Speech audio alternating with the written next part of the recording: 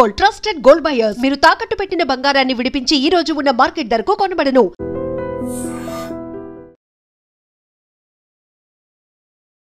నమస్కారం, welcome to I dream health talks with Vijitha కార్యక్రమానికి స్వాగతం.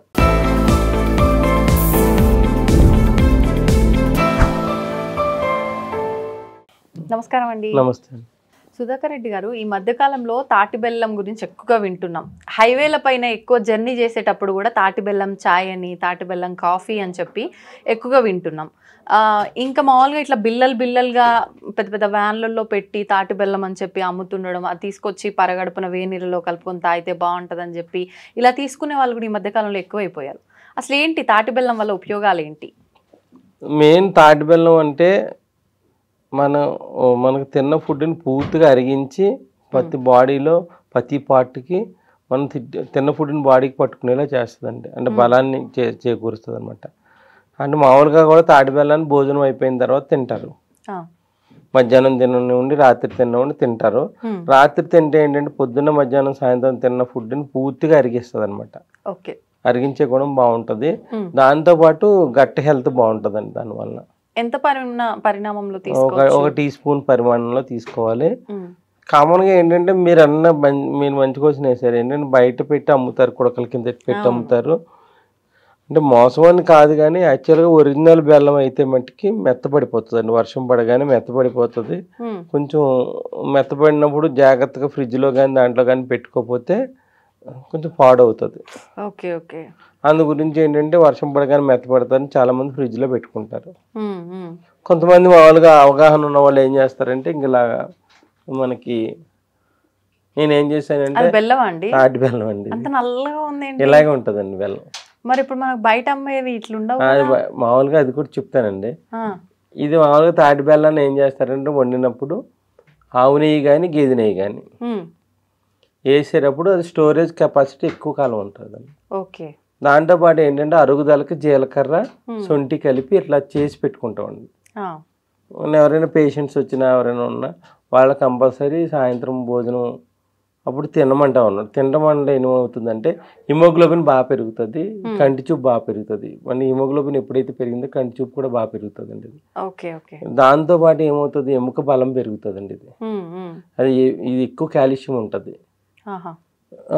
ఈ తాటి బెల్లం తినడం వల్ల ఏమవుతుందంటే, ఈ విధంగా తినడం వల్ల ఏమవుతుందంటే లేడీస్లో గైనిక్లో డిస్టర్బెన్సెస్ ఏవైతే ఉంటాయో ఆ డేట్స్ వచ్చినప్పుడు అది మొత్తం క్లీన్ చేయడంలో బాగా ఉపయోగపడుతుంది. అంటే జీలకర్ర సొంటి కలపడం వల్ల ఏంటంటే క్యారియర్ అనమాట బాగా పనిచేసే విధానం పెరుగుతుంది. ప్లస్ ఎవరైతే లేడీస్లో అలా హిమోగ్లోబిన్ తగ్గిపోతూ ఉంటుంది, వీళ్ళు మానకన్నా ఒక 3 months పాటు అలా తింటూ ఉంటే ఎముక బలం పెరుగుతుంది, కాల్షియం పెరుగుతుంది.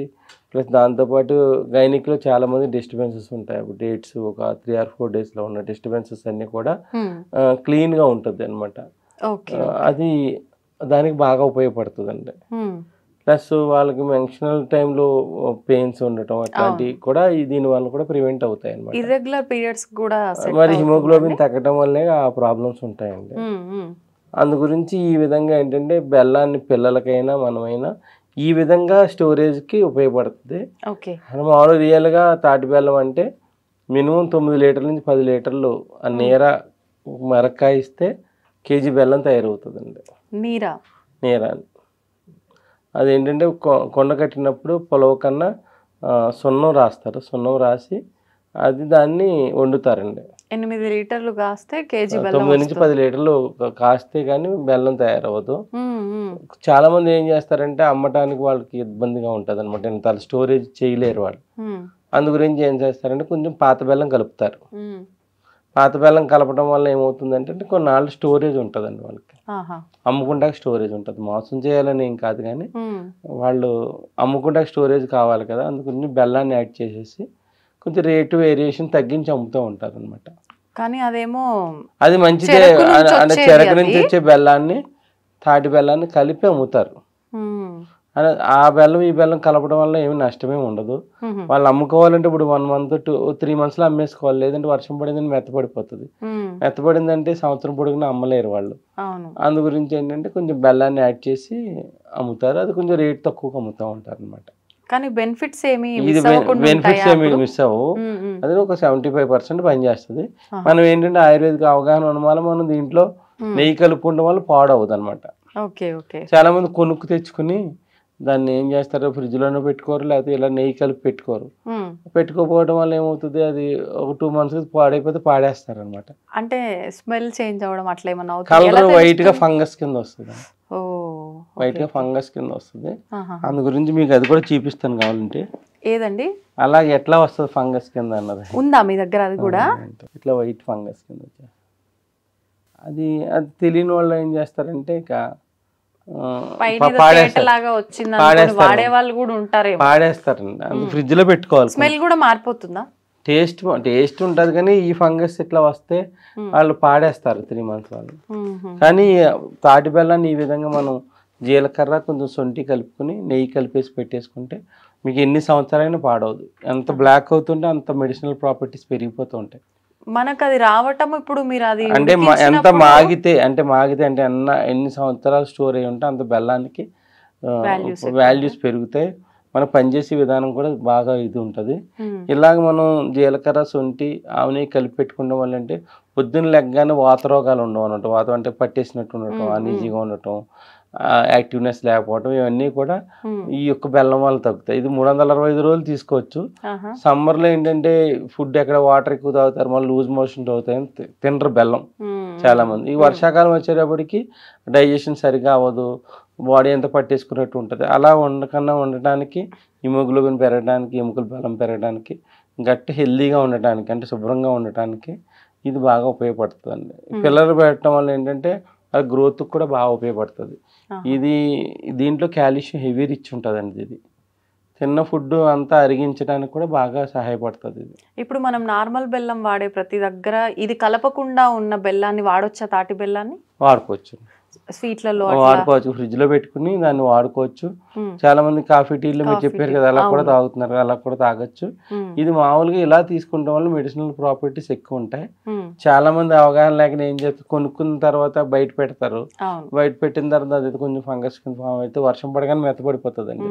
ఇది గట్టిగా ఉన్నది మెత్తపడిపోయింది మీకు చూపించింది. అది ఏమైపోతుంది, అందు గురించి ఏంటంటే మనం అట్లా ఫ్రిడ్జ్ పెట్టుకోవడం కానీ, లేదంటే కొంచెం జీలకర్ర పొడి, సొంటి పొడి, కొంచెం నెయ్యి కలిపేసుకుని లేహ్యంలో చేసి పెట్టేసుకున్నాం అనుకోండి, అది ఇంకా అసలు ఫ్రిడ్జ్ లో ఇంకా పాడవదండి. అసలు ఫ్రిడ్జ్ లో 3 సంవత్సరాలు 4 సంవత్సరాలు పాడవదండి, ఇంక ఇట్లాగే ఉంటుంది. అప్పుడు మనకి ఎప్పుడైతే నెయ్యి కలిసిందో మనకి లూబ్రికేషన్ కూడా బాగుంటది మనకి ఈజీగా. మీకు ఇంత తెలిసి అది ఎందుకు పాడు చేశారు? తెలుస్తుంది కదండి, వేరియేషన్ అన్నది తెలియాలి కదా చూపించాను. అది కూడా ఫంగస్ అంటే పాడైనట్టు కాదు, మనం భయంతో వాడుకోం అనమాట. అది కూడా తెలుసున్న అది మేలు చేసే ఫంగస్. కాకపోతే ఏంటంటే ఎవరైనా కూడా బాగున్నది వాడుకుంటారు, బాగుంది వాడరు కదండి. మేలు చేసే ఫంగస్ అంటే అది ఇప్పుడు ఉసిరికాయ పచ్చడిలో పట్టిన తర్వాత వైట్ గా ఫంగస్ కింద ఫామ్ అవుతుంది, మళ్ళీ కలుపుతారు. ఇదే అంతే. కాకపోతే ఎట్లా వచ్చిందని మనం వాడటానికి భయపడతాం, ఇష్టపడం.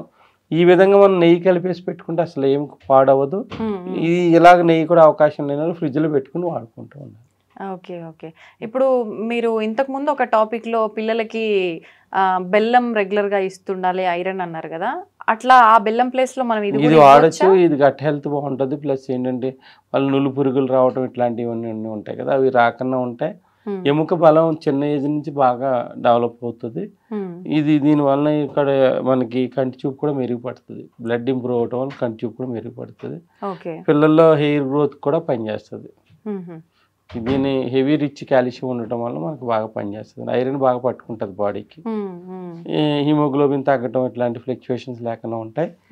ఇది ఎవరైతే షుగర్ లోకి వెళ్ళిపోతుందో, హై పెరిగే వాళ్ళకి కాదు, కొంతమంది షుగర్ ఎప్పుడు లో ఉంటుంది.